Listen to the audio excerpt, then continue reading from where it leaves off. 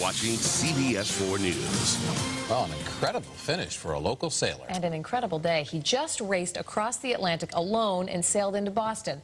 Rich Wilson of Gloucester celebrated his big finish 15 days after leaving Plymouth, England, with more than a dozen other solo racers. Now, his boat, beautiful as it is here, gave him some trouble. At one point, he was 15 hours behind, but he more than made up for it. He finished second. That's a real feat, especially when you consider the weather.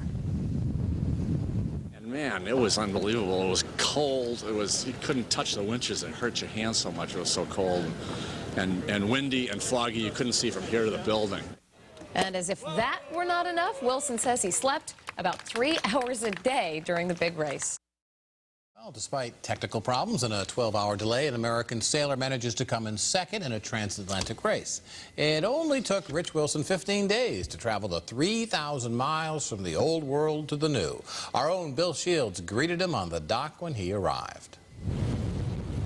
Rich Wilson steered his sleek trimaran into Boston Harbor. After 15 days alone in the Atlantic, he was coming home, but with some frightening memories of the Grand Banks. It was cold. You couldn't touch the winches. It hurt your hands so much. It was so cold and windy and foggy. You couldn't see from here to the building. And you're just trying to imagine what the fishermen used to do. You know, what respect you have for the fishermen after seeing something like that. I mean, it was a little slice of maritime that I'd never seen before.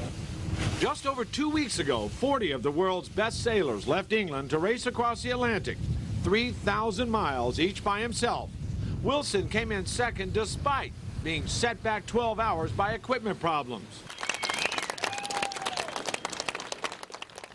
But this 15-day sprint across the Atlantic was now over, and this Gloucester teacher could now hug his wife.